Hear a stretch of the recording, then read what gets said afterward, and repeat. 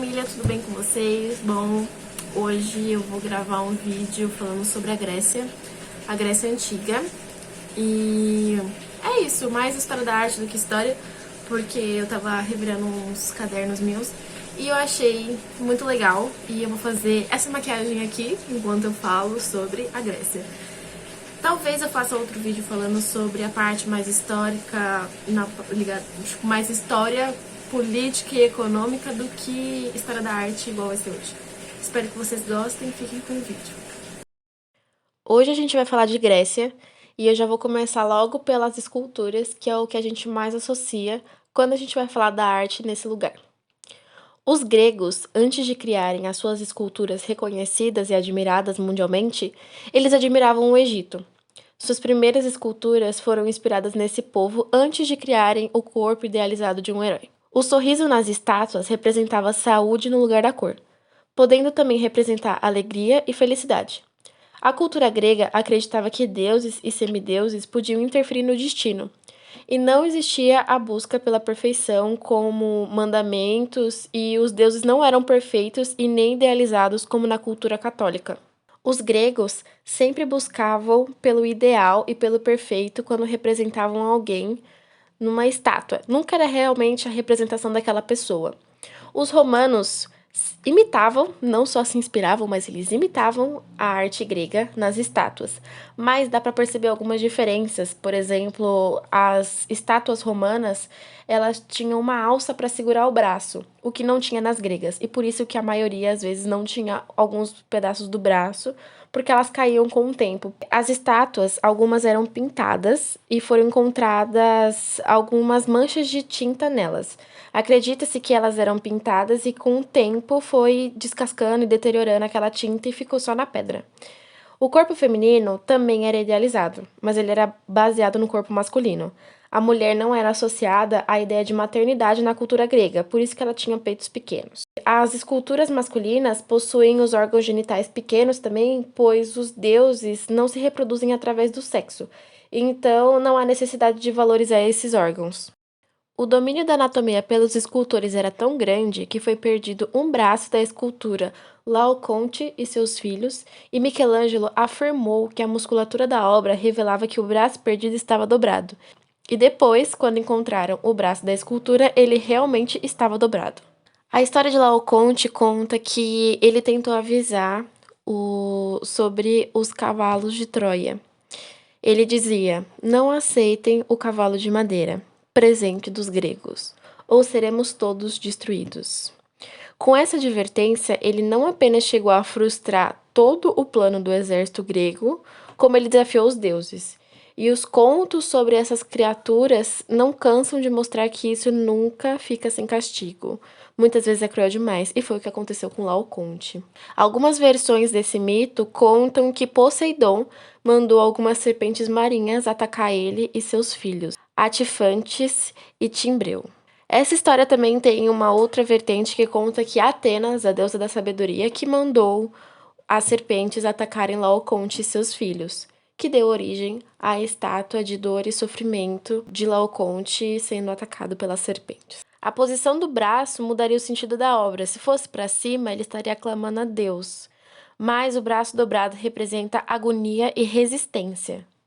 Nem deuses podem interferir na vontade de outros deuses. Laocoonte foi representado com um corpo perfeito por ser sábio, portador da razão. Esculturas que passavam a ideia de sabedoria sempre possuíam barba. Se possuíssem cabelo cacheado, eram romanos. A Vênus de Milo foi descoberta depois da Guerra Napoleônica. Ela foi, entre aspas, falsificada como clássica para atrair o público para o Museu do Louvre. Vênus de Milo é uma estátua de 1,80 de altura, foi esculpida em mármore de Paros e representa Afrodite, a deusa grega do amor e da beleza, a quem os romanos chamavam de Vênus. Nas proximidades de onde ela foi descoberta, encontraram um braço cinzelado segurando uma maçã, que muitos especialistas consideram pertencente à estátua. Ela não se separa do padrão de beleza de tirar a razão do homem, perversa por ser bela e bela por ser perversa. Falando um pouco agora da arquitetura grega, ela se desenvolveu a partir do século 8 a.C., sendo inspirada nos estilos jônico, dórico e coríntio. Nas grandes construções gregas, os materiais utilizados eram pedras, mármores, madeira e calcário.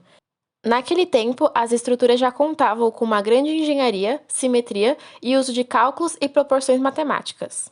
Na arquitetura grega, destacam-se os templos, geralmente locais onde se realizavam diversas celebrações, acontecimentos civis, eventos esportivos e culto aos deuses, da qual se destaca a Acrópole e Parthenon, de Atenas, na capital grega. Para os gregos, os deuses habitavam os templos. Além dos templos gregos, praças e teatros foram erguidos. A arquitetura grega era, sobretudo, de caráter público, ou seja, as construções e edifícios públicos eram feitos para contemplar diversos eventos políticos, sociais, econômicos e religiosos. Mas as habitações eram simples e destituídas de grandes requintes.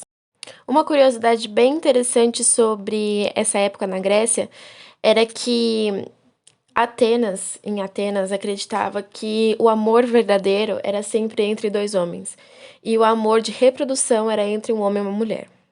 Segundo Aristóteles, a arte não é uma pura imitação, ela é uma produção de semelhança. A arte tem potencialidade de produzir a diferença no mundo. Deriva de uma necessidade, uma relação, a adequação entre a arte, a vida e a natureza. A arte ela não é igual, ela é parecida, para ter um outro sentido de produção de semelhança. O deslocamento do conceito de cópia para o de representação e transformação. Aquilo que é, deveria ser ou pode ser. A preocupação com a verossemelhança para o compreendido. A preocupação com a idealização e não só com a racional. A obra de arte não é nem real e nem por ilusão. A pintura grega é realista e antropocêntrica e representava figuras humanas, cenas cotidianas, batalhas, deuses mitológicos, dentre outros. Eram trabalhos realizados em cerâmica, tipo vasos, potes. No entanto, também eram disseminadas nas paredes e construções gregas. A princípio, as peças serviam como artigos de cerimônias religiosas e como artefatos utilitários.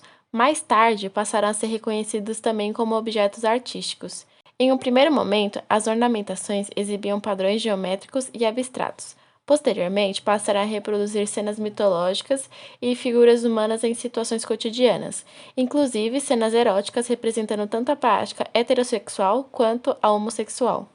O teatro grego foi um dos mais importantes elementos da cultura grega.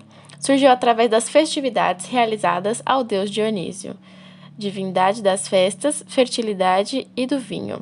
Era um dos mais célebres acontecimentos que fazia parte da vida social da Grécia Antiga. Eram encenados durante o dia inteiro e os gêneros desenvolvidos foram a tragédia e a comédia. Considerações finais sobre a maquiagem. Bom, essa maquiagem, ela é bem carnavalesca, né? Infelizmente não teremos carnaval esse ano, mas é uma maquiagem que eu usaria no carnaval, que, né? Haja brilho. Coloquei essas pedrarias aqui. Minha irmã me deu essas pedras. E aí, como a base da maquiagem, que é essa daqui, tinha brilho, tava escrito brilho, né? E tinha glitter, aí eu coloquei um pouco de glitter, fiz isso daqui. E eu até pensei em fazer como delineado esse rosa. Ai, meu cílio está descolando. Esse rosa com roxo e azul embaixo. Só que eu achei que fazendo nesse estilo de esfumado ia ficar mais bonito e eu gostei mais. E aí essa maquiagem que era teoricamente para ser toda um delineado, não teve delineado, eu só coloquei os cílios. Fiz a pele toda trabalhada, bastante blush. No último vídeo eu não passei blush nenhum. A câmera tinha parado de gravar. Mas enfim, gostei bastante da pele, das pedras, do glitter. Eu sairia assim na rua? Sim. Eu achei um pouco mais colorida, mais minha vibe. Mas é isso. Espero que vocês tenham gostado tanto do conteúdo do áudio quanto da maquiagem. Eu vou deixar os produtos aqui embaixo. Nos outros eu não deixei os produtos, mas nesse eu vou deixar. Ai, meus cílios, meu Deus do céu. É isso. Se vocês gostaram do tema, deixa um like. Me ajuda a compartilhar, por favor. E se você tiver alguma sugestão de tema ou de maquiagem, me manda na DM que eu vou fazer. Beijos.